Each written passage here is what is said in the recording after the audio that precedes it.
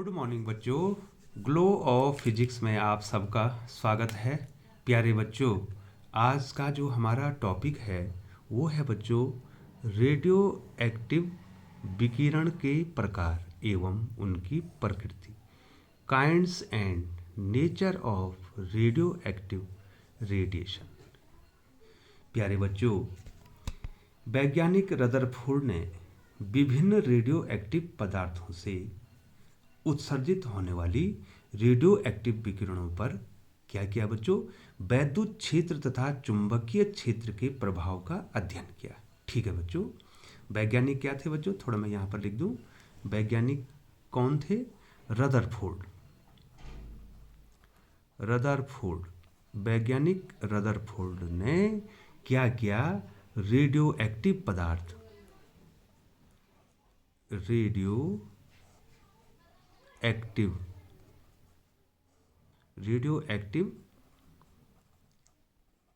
पदार्थों पर वैद्युत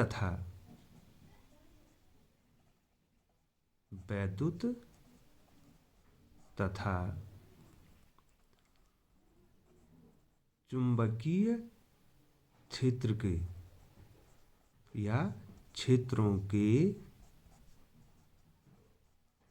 प्रभाव का अध्ययन किया।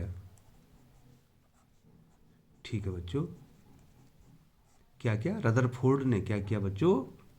जो रेडियो एक्टिव पदार्थ हैं उनसे उत्सर्जित होने वाले जो रेडियो एक्टिव विकिरण है उन पे वैद्युत तथा चुंबकीय क्षेत्रों के प्रभाव का अध्ययन किया। ठीक है बच्चों, तो बच्चों लिए चलते हैं। फिर आपको इस प्रकार से देखिए उन्होंने क्या किया बच्चों कि एक शीशे का, देख ली बच्चों, ये चित्र बना रखा, फिगर बना रखा, शीशे का एक बॉक्स लिया उन्होंने। ये दिखाई दे रहा बच्चों आपको, शीशे का बॉक्स लिया।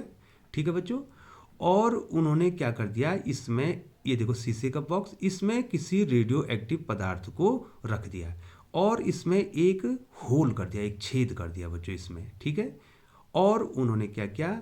दो जो हैं आवेशित प्लेट, एक धनावेशित प्लेट और एक ऋणावेशित प्लेट को उन्होंने इसमें लगाया। इससे इसमें क्या हो गया? स्थिर वैद्युत, ठीक है बच्चों, स्थिर वैद्युत उत्पन्न हो गया, इलेक्ट्रिक फील्ड हो गया। अब उन्होंने इन से निकलने वाली जो किरणें हैं, ठीक है बच्चों, उनको इस क्षेत्र में गुजारा। ठीक है, तो उन्होंने देखा कि कुछ किरणें जो हैं वो ऋण प्लेट की ओर मुड़ रही हैं। ठीक है, तो जो ऋण प्लेट की ओर मुड़ रही हैं तो इसका मतलब उस पर कैसा आवेश है बच्चों? धनावेश है। तो अल्फा क्या होता है बच्चों? धनावेश होता है। कुछ किरणें जो हैं धन प्लेट की ओर मुड़ रही हैं, ठीक है बच्चों, तो उसको उन्होंने क्या कहा? बीटा किरण। ठीक है बच्चों, और कुछ किरणें जो ऐसी हैं जो बिना वैद्युत क्षेत्र के प्रभाव में आ रही है, वो वैद्युत क्षेत्र का उस पर कोई प्रभाव नहीं पड़ रहा है, उनको उन्होंने गामा किरण कहा। ठीक है बच्चों, गामा किरण कहा। तो एक्चुअली जो है बच्चों, ये जो किरण हैं ये किरण नहीं हैं। ठीक है बच्चों, ये कणों की धाराएं, स्ट्रीम्स हैं, कणों की धाराएं हैं। अब आप इनको क्या नहीं कहेंगे? किरण नहीं कहेंगे, बल्कि क्या कहेंगे? अल्फा बीटा कण कहेंगे बच्चों। अल्फा और बीटा क्या है? कण हैं। ठीक है बच्चों, और गामा क्या है? किरण है। ठीक है बच्चों, गामा क्या है? किरण है, फोटोन है बच्चों। ठीक है, तो इस प्रकार से जो है उन्होंने वैद्युत क्षेत्र का अध्ययन किया। बहुत सामान्य है बच्चों। शीशे का बॉक्स लिया उन्होंने और उसमें रेडियो एक्टिव पदार्थ ले लिया, उसमें एक होल कर दिया और एक वैद्युत क्षेत्र स्थापित कर दिया। एक धन प्लेट और एक ऋण प्लेट लगा दी, वैद्युत क्षेत्र बन गया और वैद्युत क्षेत्र में ये किरणें क्या होंगी? विक्षेपित होगी। ध्यान रखिए, यहाँ पर अल्फा कण जो है छोटे कोण पे विक्षेपित होता है और बीटा जो है ज़्यादा विक्षेपित होता है। बीटा जो है ज़्यादा विक्षेपित हो रहा है, इसका मतलब बीटा क्या है? हल्का कण है। बीटा क्या है? हल्का कण है और अल्फा भारी कण है बच्चों। ठीक है बच्चों, अब देखिए उन्होंने जो है फिर ये जो है मैंने फिगर बना रखा है, ये देखिए बच्चों, फिर उन्होंने चुंबकीय क्षेत्र का प्रभाव भी देखा। तो वही शीशे का बॉक्स लिया उन्होंने और शीशे का बॉक्स लिया और इसमें रेडियो एक्टिव पदार्थ को लिया। ठीक है, ये रेडियो एक्टिव पदार्थ को उन्होंने लिया और उन्होंने क्या किया? ये जो किरण निकल रही हैं, ठीक है, कण, अल्फा बीटा कण और गामा जो किरण निकल रही है, उन्होंने इसके मार्ग में इन कणों के मार्ग या किरण के मार्ग में क्या कर दिया, एक चुंबकीय क्षेत्र स्थापित कर दिया। ये देखो, ये जो मैंने ये दिखा रहा, डॉट डॉट दिखाई दे रहा है ना चुंबकीय क्षेत्र, ये चुंबकीय क्षेत्र जो है क्या है बच्चों, ये जो है अंदर की ओर है, ये इस कागज के तल के अंदर की ओर है बच्चों, ठीक है। कहाँ पर है ये, जिस मार्ग में ये चल रहे हैं उसके लंबवत जो है क्या है, ये देखिए बच्चों, मान लीजिए जो है बच्चों इधर जो है इनका मार्ग है, ये चल रहे हैं वेलोसिटी, तो अंदर की ओर उन्होंने क्या बना दिया, चुंबकीय क्षेत्र। तो ये लंबवत चुंबकीय क्षेत्र हो गया, ठीक है बच्चों। इनके मार्ग में के लंबवत जो है इस कागज के तल के अंदर की ओर जो है ये मैग्नेटिक फील्ड उन्होंने लगाया। तो उन्होंने देखा कि यहाँ भी सेम क्या हो रहा है, विक्षेप हो रहा है। बीटा ज़्यादा विक्षेपित हो रही हैं और गामा कम विक्षेपित हो रही हैं, और अल्फा जो है कम विक्षेपित हो रही है और बीटा ज़्यादा विक्षेपित हो रही है, और जो गामा है वो सीधे निकल जा रही है। अब इसको हम किस प्रकार से सिद्ध करेंगे कि अल्फा पर धनावेश है, क्योंकि फ्लेमिंग के बाएं हाथ के अनुसार, नियम के अनुसार हम इसको ज्ञात कर देंगे बच्चों, अल्फा पर धनावेशित, ठीक है, और बीटा पे ऋणावेश, ठीक है बच्चों। तो ये चुंबकीय क्षेत्र का प्रभाव है। वही प्रभाव जो है वैद्युत क्षेत्र में देखा, वही प्रभाव कहाँ देखा, चुंबकीय क्षेत्र में देखा। लेकिन बच्चों एक ध्यान देना है, जब जो है रेडियो एक्टिव पदार्थ से जो है क्या होता है, ये डीके होता है, तो एक टाइम में अल्फा, देखो बच्चों क्या होगा, यहां देखो, जब रेडियो एक्टिव पदार्थ में से अल्फा बीटा गामा एक साथ नहीं निकलेंगे बच्चों। अल्फा, मैं बता रहा हूं, ध्यान दीजिए, बहुत ही महत्वपूर्ण है, बहुत आसान है।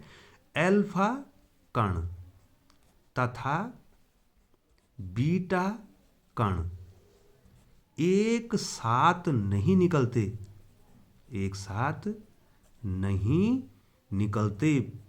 बहुत ही महत्वपूर्ण प्रश्न है, ठीक है बच्चों। एक साथ नहीं निकलेंगे अल्फा और बीटा दोनों, ठीक है। हाँ, ऐसा हो सकता है, बिल्कुल होता है। अल्फा के साथ गामा तथा बीटा के साथ भी गामा किरण निकलती है,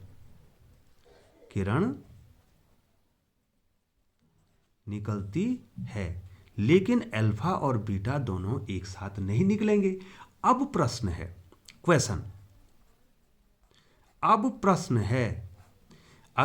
अगर जो है एक साथ अल्फा बीटा नहीं निकल रहे हैं, तो बच्चों इस प्रयोग में कैसे निकल रहे हैं, अल्फा और बीटा और गामा तो एक साथ दिखा रहे हैं ना बच्चों आप, है ना। तो ये ऐसा क्यों होता है बच्चों, अब मैं आपको इसको समझाऊंगा कि आपको ऐसा क्यों लग रहा है कि अल्फा बीटा और गामा तीनों एक साथ निकल रही हैं। तो देखो बच्चों, जब जो है रेडियो एक्टिव पदार्थ, मान लीजिए ये पदार्थ है बच्चों, ये रेडियो एक्टिव पदार्थ है, तो जब ये रेडियो एक्टिव पदार्थ जो है इससे किरण निकलती हैं, तो ये अन्य में बदल जाता है। ये किस में बदल जाता है, अन्य पदार्थ में बदल जाता है, ठीक है बच्चों। जैसे आपने देखा होगा बच्चों कि यूरेनियम का, जब आपने यूरेनियम में देखा नाभिक विखंडन भी आपने देखा बच्चों, वो अलग अलग में बदल गया था ना बच्चों, बेरियम और क्रिप्टन का नाभिक बना दिया था वहाँ भी। तो जब ये रेडियो एक्टिव पदार्थ है, ये क्या है बच्चों, रेडियो एक्टिव पदार्थ का जब स्वतः विघटन होता रहता है, तो अन्य नाभिक भी इसमें बनते रहते हैं बच्चों। इस प्रकार से देखिए, ये अन्य नाभिक भी इसमें बनते रहते हैं। तो हो सकता है, ध्यान दीजिए, हो सकता है कि एक नाभिक से एक बार में अल्फा निकल रहा हो, और उसी समय जो है इससे क्या निकल रहा हो, बीटा निकल रहा हो, और गामा तो निकलना ही है बच्चों, ठीक है बच्चों। तो इससे ये लगता है कि आप जो हैं, अगर जो है आपने रेडियो एक्टिव पदार्थ रखा है, तो ऐसा लगता है कि अल्फा बीटा और गामा तीनों एक साथ निकल रहे हैं, लेकिन ऐसा नहीं होता है। एक नाभिक से अल्फा निकलेगा और उसका गामा निकलेगा, बीटा निकलेगा तो गामा निकलेगा। लेकिन ये इसलिए होता है क्योंकि जो है ये रेडियो एक्टिव पदार्थ जो है विखंडित होता रहता है अन्य नाभिकों में, और वे अन्य नाभिक जो है, एक नाभिक मान लीजिए अल्फा निकाला है तो दूसरा बीटा निकाला है, हो सकता है कि पहला वाला नाभिक बीटा निकाले और दूसरा वाला अल्फा निकाले। तो इसलिए हमें ऐसा लगता है कि रेडियो एक्टिव विघटन में एक साथ अल्फा बीटा गामा निकल रहे हैं, लेकिन ऐसा नहीं होता है। ठीक है बच्चों, रेडियो एक्टिव विघटन में यह अल्फा कण के साथ बीटा कण नहीं निकलेगा, बल्कि यदि अल्फा कण निकलेगा तो गामा किरण निकलेगी, बीटा कण निकलेगा तो गामा किरण निकलेगी बच्चों। तो एक साथ जो है अल्फा बीटा गामा नहीं निकलते हैं। यदि अल्फा और बीटा एक साथ नहीं निकलते हैं, अल्फा निकलेगा तो गामा निकलेगा उसके साथ, बीटा निकलेगा तो उसका गामा निकलेगा बच्चों। तो बच्चों ये आपने पढ़ लिया है रेडियो एक्टिव पदार्थ पर चुंबकीय क्षेत्र का प्रभाव। तो बहुत बहुत धन्यवाद बच्चों।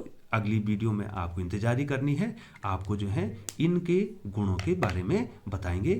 प्यारे बच्चों, यदि आपको चैनल ठीक लगता है, अच्छा लगता है, तो बच्चों आप वीडियो को लाइक कीजिए, सब्सक्राइब कीजिए। बहुत बहुत धन्यवाद बच्चों।